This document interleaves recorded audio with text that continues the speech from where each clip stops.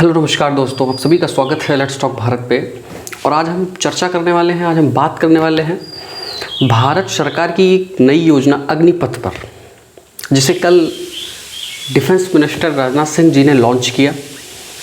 सेना के बड़े बड़े अधिकारियों के साथ, तीनों सेनाओं के उच्च अधिकारियों के साथ उसको लॉन्च किया गया। लेकिन एक्चुअली अग्निपथ है क्या, और अग्निपथ को लॉन्च करने की ज़रूरत क्यों पड़ी? तो बीते कई दिनों से बहुत ही ज़्यादा चर्चा में था कि सेना की भर्ती नहीं हो रही है और रोजगार के जो मुद्दे हैं उस पर जो विपक्ष है वो हावी होता चला जा रहा था, खास करके सेना की भर्ती पर भी और अन्य रोजगारों पर भी सभी स्टेट्स में। जब प्रधानमंत्री नरेंद्र मोदी जी पहली बार प्रधानमंत्री बने थे तो उन्होंने कहा था कि हम हर साल 2 करोड़ नौकरियां देंगे, जिस पे विपक्ष उनको हमेशा घेरता है। तो उन्होंने भी एक मिशन मोड के तहत 10 लाख नौकरियां अगले 1.5 सालों में लगभग देने का वादा किया है। उसकी एक अलग वीडियो बनेगी, उस पर हम बाद में चर्चा करेंगे। फिलहाल आज इस वीडियो में हम चर्चा करेंगे अग्निपथ के बारे में।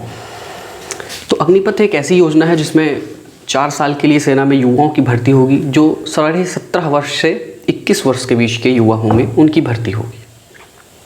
लेकिन अभी वर्तमान में जो एक यूथ एवरेज चल रहा है सेना में वो है 32 ईयर्स, 32 साल की युवा सेना। उसको अगले 6 से 7 वर्षों में 24 से लगभग 26 की एवरेज एज पे लेके आना है एज अ यूथ आर्मी, है ना। तो आज इस वीडियो में हम जानेंगे कि अग्निपथ क्या है। और एक बात और आपको बता दूं, ध्यान देने वाली बात है कि जो भी अग्निपथ से जो भी चूज़ होके जाएंगे उन्हें अग्निवीर कहा जाएगा। क्या कहा जाएगा? अग्निवीर कहा जाएगा। ठीक। अब अग्निवीर को कितनी सैलरी मिलेगी? भर्ती के बाद जब वो रिटायर होंगे तो उनके लिए क्या लगभग 4 साल की तो जॉब है। तो 4 साल के बाद वो क्या करेंगे? और मान लीजिए अगर भगवान ना करे ऐसा हो, लेकिन यदि कोई दुर्घटना हो गई, कोई शहीद हो गया, तो उसके लिए क्या मापक है? कोई उसी में किसी युद्ध के चलते या किसी भी तरीके से सेना में रहते हुए वो दिव्यांग हो गया, तो उसके लिए क्या योजना है? और इस नई योजना के आने से पीछे जिस तरीके से पीछे की जो वैकेंसी चल रही थी, जिस तरह भर्ती होती थी, उसका क्या होगा? वो रहेगी या वो हट जाएगी? सिर्फ ये चलेगी? तो ये सारी चीज़ें जो है इस वीडियो में हम बात करेंगे। तो वीडियो स्टार्ट करने से पहले आप सभी से रिक्वेस्ट है, चैनल को सब्सक्राइब करें, वीडियो को लाइक शेयर जरूर करें। तो सबसे पहले हम बात करें कि आखिर ये योजना क्या है।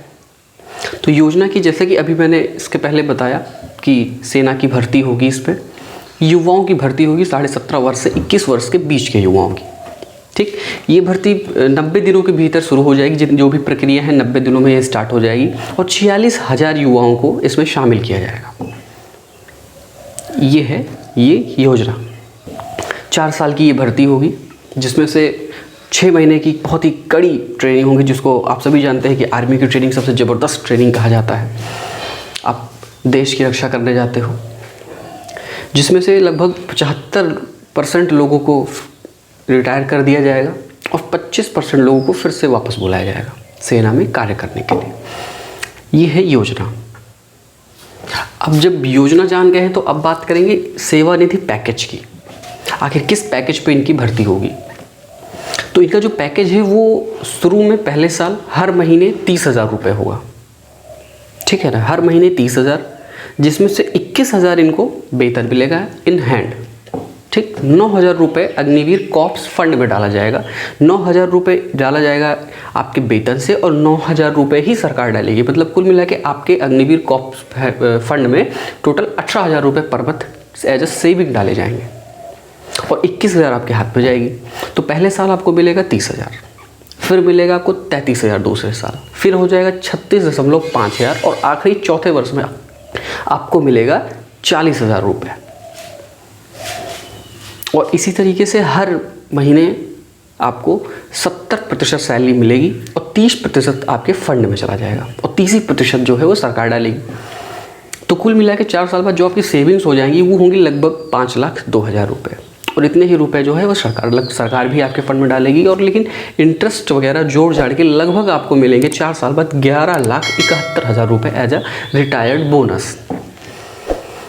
ठीक। गया आपका सेवानिधि पैकेज।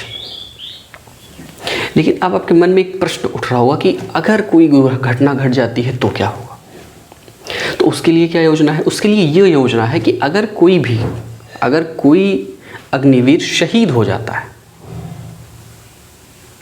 तो शहीद होने पे उसको उसकी बची हुई नौकरी का टोटल सैलरी प्लस 1 करोड़ रुपए से अत्यधिक का फंड उसको दिया जाएगा।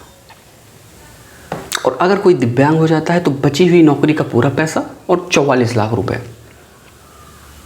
ये आपको दिया जाएगा। अगर कोई घटना या दुर्घटना घट जाती है तो फिर दुर्भाग्यवश। तो अब बात करते हैं कि इस अग्निपथ जो योजना है इसके आने से जो पुरानी भर्ती होती है वो क्या होगी। तो मैं आपको बता दूं कि ये जो नई योजना आई ये पुरानी भर्ती की ही जगह लाई गई है। इसको पहले जो है store keeper, clerk, tradesman, nursing assistant, इन सब पर चयनित युवा जो है वो 17 साल तक नौकरी करते थे। लेकिन अभी जो ये अग्निपथ योजना है ये आपको सिर्फ 4 साल की नौकरी देगी। इसके बाद आपको रिटायर कर दिया जाएगा। आपका जो बोनस वगैरह है उसको देके आपको रिटायर कर दिया जाएगा। ये है इस योजना में। उसके बाद रिटायर में करने के बाद सिर्फ 75% लोगों को जो है वो बिठा दिया जाएगा और 25% लोगों को बुलाया जाएगा वापस। ये है इस योजना। लेकिन अब अगला प्रश्न उठ रहा है कि ये जो अग्निवीर हैं ये 4 साल के बाद क्या करेंगे। तो 4 साल के बाद इन अलग दूसरी कोई नौकरी इनको ये देख सकते हैं, उसमें इनको वरीयता मिलेगी। जैसे अब धीरे धीरे सारे स्टेट्स, कुछ स्टेट्स जो हैं वो इन्हें वरीयता देने के ऊपर काम कर रहे हैं। जैसे मध्य प्रदेश के मुख्यमंत्री जी श्री शिवराज सिंह चौहान जी ने तुरंत कहा कि उनके यहाँ जो पुलिस भर्ती होंगी उसमें अग्निवीरों को जो है वो वरीयता दी जाएगी। वरीयता में आपको बहुत अच्छा, इसमें क्या होता है कि लगभग आपको बहुत कम ही पॉइंट्स पे आपको नौकरी मिल जाती है। जैसे आपको एग्ज़ाम दे रहे हैं तो आपको रिजर्वेशन अच्छा खासा मिल जाता है तो आपका सिलेक्शन हो जाता है। तो ये फ़ायदा रहेगा आपको किसी भी नेक्स्ट सर्विस में आने के लिए। ठीक, बहुत ही अच्छी योजना है, सच में इसको मैं अप्रिशिएट करता हूँ, बहुत ही अच्छी योजना है। लेकिन इसी योजना पे एक बवाल उठा कि लोगों ने कहा, विपक्ष ने कहा, मीडिया से प्रश्न उठा कि 1 रैंक 1 पेंशन योजना से बचने के लिए आप ये योजना ले आ रहे हैं। तो सरकार का क्या जवाब आया? तो इस पर राजनाथ सिंह ने कड़ी टिप्पणी की कि ये एक बहुत ही अच्छी योजना है, देश के लिए, देश की सुरक्षा के लिए, देश के लोगों की सुरक्षा के लिए, इसलिए इसको किसी भी संदेह नज़र से नहीं देखा जाने। फिलहाल इसमें कोई अच्छी टिप्पणी, मतलब सिर्फ 1 रैंक 1 पेंशन के लिए कोई टिप्पणी इन्होंने नहीं की है, लेकिन इन्होंने कहा है कि इसको किसी संदेह की नज़र से नहीं देखना चाहिए। और अगला जो प्रश्न उठता है वो क्या है? इससे ये अगला जो प्रश्न उठा इससे ये है कि क्या सरकार अपने राष्ट्र में बचत के लिए इस योजना को ले आ रही है? जैसे मान लीजिए, आप पहले क्या था कि मान लीजिए कि अभी आपको लंबी नौकरी करनी हो, 17 साल 15 साल इस तरीके का नौकरी, तो आपको बहुत ज़्यादा पैसा देना पड़ता। लेकिन अब सिर्फ 4 साल की नौकरी है। आप 4 साल सरकारी नौकरी भी कर रहे हो, उसके बाद रिटायर भी हो रहे हो, अलग जगह आपको वरीयता भी मिल रही है। तो उन्होंने कहा है कि ऐसा कुछ नहीं है, सैन्य खर्च पे जितना भी पैसा खर्चना होगा उसके लिए सरकार बिल्कुल रेडी है। हम बहुत ज़्यादा पैसा खर्च करने के लिए तैयार हैं। हमको इस सब चीज़ से कोई मतलब नहीं है। ये हम पैसा बचाने के लिए नहीं, देश की सुरक्षा के लिए कर रहे हैं। क्यों? क्योंकि हम चाहते हैं देश में यूथ सेना हो। एवरेज एज 32 है ना, उसको घटा के इनको 24 से 26 साल करना है। तो जब कम एज के युवा जाएंगे तभी ना एवरेज एज घटेगा। अब आप जाइएगा 24 में 40 तक नौकरी कीजिएगा तो कहाँ से घट जाएगा। अब आप 22-21 तक जा रहे हैं, 25 पे चले आ रहे हैं, तो एवरेज एज तो मेंटेन हो जाएगा 4 से साल में ऐसे ही। तो ये थी योजना। उम्मीद है आप सबको भी पसंद आई होगी। अगर ना पसंद आई हो, जो भी हो आपके विचार, आपके पर्सनल विचार हैं, आप कमेंट सेक्शन में ज़रूर बताएं। वीडियो को लाइक शेयर ज़रूर करें और इस योजना का या फिर समर्थन करें, असमर्थन करें,